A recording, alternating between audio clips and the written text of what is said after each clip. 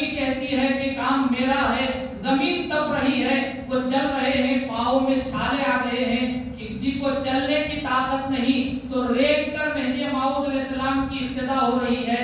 اگر ریگنے کی طاقت نہیں تو لڑک کر مہدی موعود علیہ السلام کے قافلے سے ملنے کی کوشش کر رہے ہیں۔ ایک جگہ پر جب آپ نے قیام کیا، ایسے میں ایک صحابی آگے بڑھتے ہیں اور آگے بڑھ کر کہتے ہیں کہ آقا آپ نے فرمایا تھا کہ ہماری قوم پر ایک ایسا سخت مرحلہ آنے والا ہے کہ اس کو برداشت کرنے کی طاقت نہیں رکھی جا سکتی، آخر وہ مرحلہ کب آنے والا ہے؟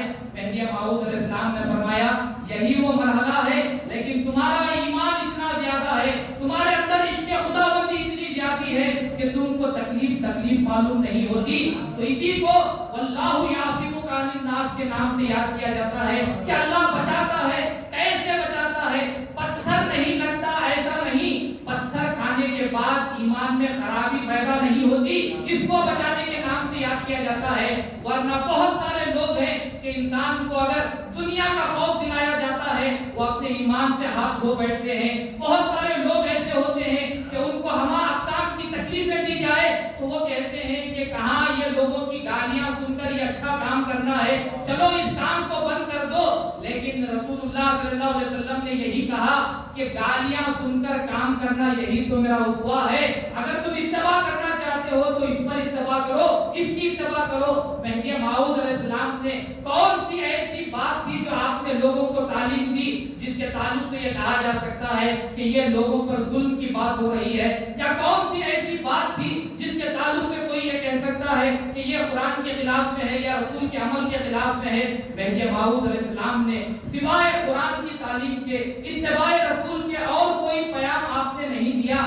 کیا لوگوں نے مہدی کے ساتھ اچھا سلوک کیا کہ آپ جہاں جاتے تھے وہاں پھولوں کو بچھایا جاتا تھا؟ بلکہ مہدی موعود علیہ السلام جہاں جاتے تھے پہلے سے وہاں علماء سو کانٹے بچھا دیا کرتے تھے، جب تک آپ کو اس شہر سے نہیں نکال دیتے تھے ان کو حلق میں پانی نہیں اترتا تھا۔ تو معلوم یہ ہوتا ہے کہ یہ چیزیں ہمیشہ سے ہیں کہ جو لوگ یہ کہتے ہیں ان الذین قالوا ربنا اللہ، کہ اللہ ہمارا رب ہے، ثم استقاموا، اور اس پر وہ ثابت قدم رہتے ہیں، یاد رکھو کہ دنیا کبھی ان کے ساتھ اچھا سلوک کرنے والی ہے نہیں، بلکہ ان پر جو کام ہوتا ہے وہ یہی کہ ان کو ایذائیں دی جاتی ہیں، ان کو رنج پہنچایا جاتا ہے، ان کو تکلیفیں دی جاتی ہیں۔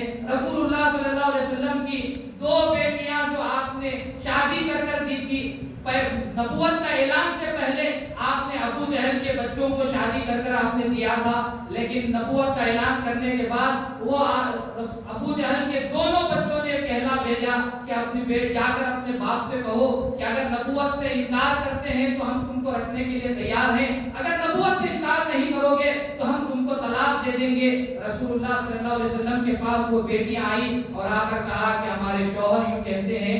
اس وقت آپ مرحلے کو یاد کرو کہ وہ مرحلہ ایسا تھا کہ اگر استقامت نہ ہو تو انسان کے قدم ڈگمگا جاتے ہیں۔ انسان یہ کہتا ہے کہ یہ کہاں کا مسئلہ ہے کہ میں اپنی بچیوں کو دیکھوں یا دین کو دیکھوں۔ رسول اللہ صلی اللہ علیہ وسلم نے اپنی بچیوں کو کہا تو یہی کہا کہ اے بچیوں جاؤ، میں جو جس کام کے لیے پیام کے لیے آیا ہوں میں تو اس کو چھوڑ نہیں سکتا، لیکن اگر تمہارے ساتھ اللہ تمہارا اچھا ہی کرے گا۔ خامخواہ رسول اللہ صلی اللہ علیہ وسلم کی دو بیٹیوں کو طلاق دے دیا گیا، لیکن خدا نے ایسا اچھا انتظام کیا کہ خدا تعالیٰ خود چاہتا تھا کہ ایمان والے کفر کے گھر میں نہ پلے، تو خدا نے ان کو وہیں سے نکال دیا، ان کے دلوں میں بات کو ڈال دیا کہ ان کے رسول کی بیٹیوں کو طلاق دے دو۔